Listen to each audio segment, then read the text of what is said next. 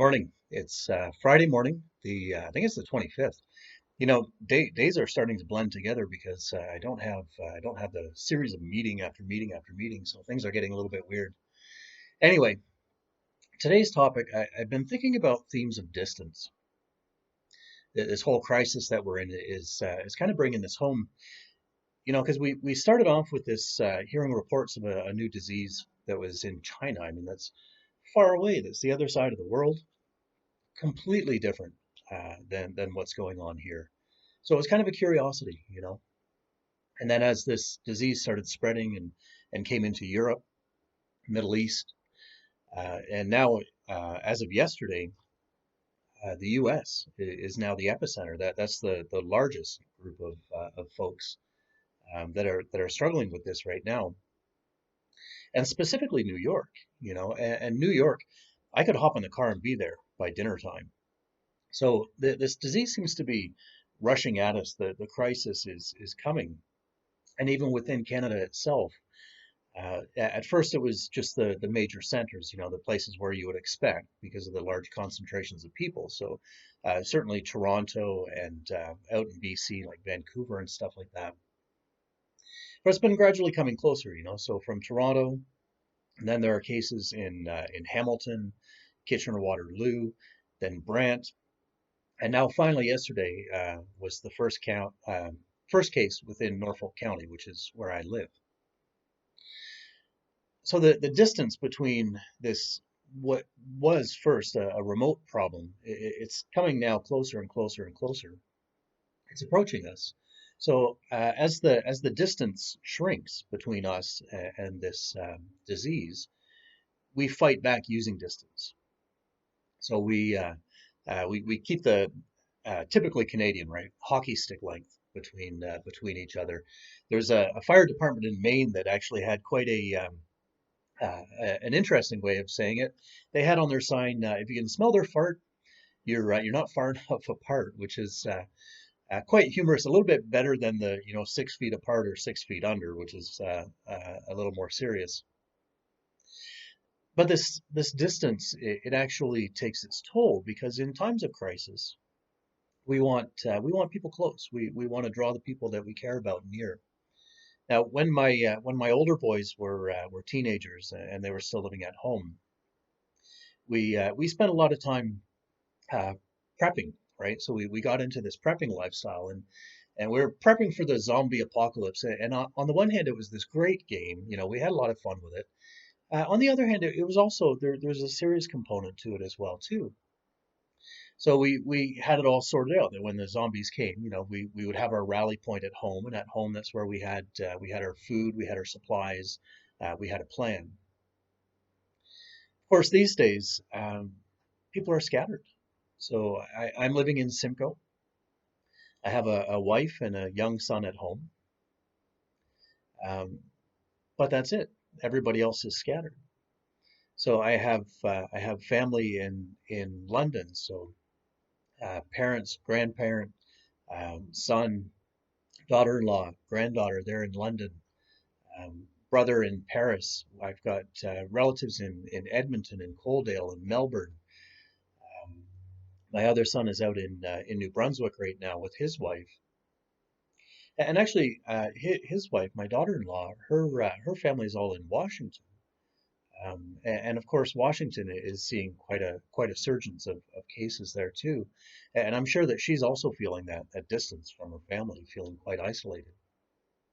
And it's hard to be far away because we want everybody to be close. We want to hold them close, and yet we can't. So how is it that we can be together while being apart? And does this even make any sense? Can we be both together and apart at the same time?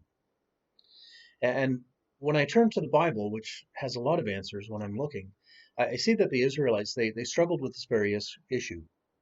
The Israelites were kind of a mobile people. I mean, they spent a lot of time being moved around from place to place, usually not by choice. So at one point, they were exiled to Babylon. Their land had been taken over, and they were sent away, taken off as slaves and trophies of war. And of course, Babylon is not close to Jerusalem, certainly not when you're traveling on a horse or walking. And when they were that far away from their temple, where God lived, where the Ark of the Covenant lived, uh, they had questions. Could God even hear them when they prayed? So when they're in Babylon and they call out to God, is God even capable of hearing? And so they had these issues of isolation and distance. Now, our understanding of God, it grows and it changes. As individuals, as we begin and develop a walk with God and start getting a relationship, we grow in our understanding.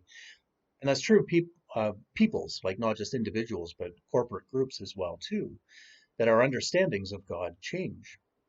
We learn from the experiences and the wisdom of those who go before. We write their stories down and we put them together into a book.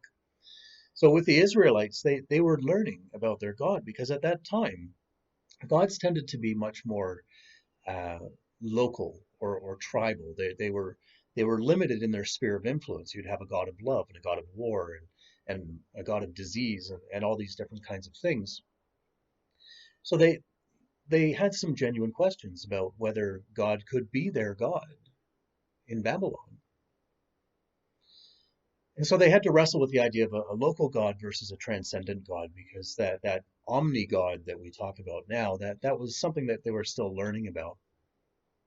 So one of the things that the prophet Jeremiah wrote about, he was writing about God's message to his people, and he wrote, "Am I not a God that's near at hand? Can I not also be a God who is far off? Is there anywhere that any of you can hide where I can't see you? And do I not fill the entire heavens and earth, whether I'm seen or whether I'm unseen?" And this started letting the Israelites know that idea of a transcendent God versus simply an immanent God. And the God that we worship is actually both. So God is a God who is far away and also near at hand.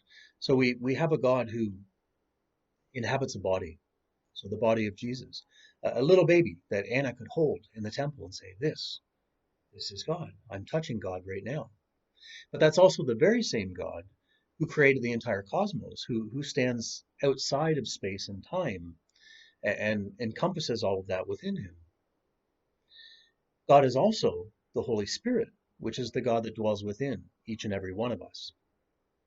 It's all the same God.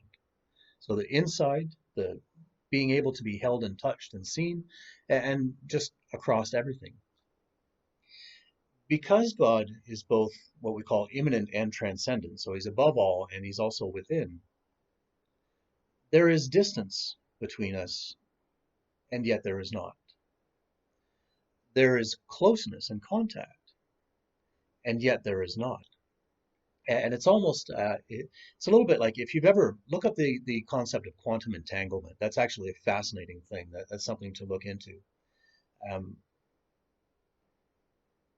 but this is sort of the relationship that God has with us, that we are connected even though we are apart.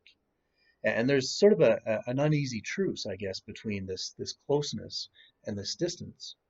And I find that this tension is actually usually present within most deep truths, which makes it sometimes hard to understand things. So the message I guess that I want to leave you with today is that as we struggle with distance, with maintaining distance, but also with trying to bring people closer, that we're actually united within that God who is both within us, without us, surrounds us, and encompasses us. And we can take comfort in that.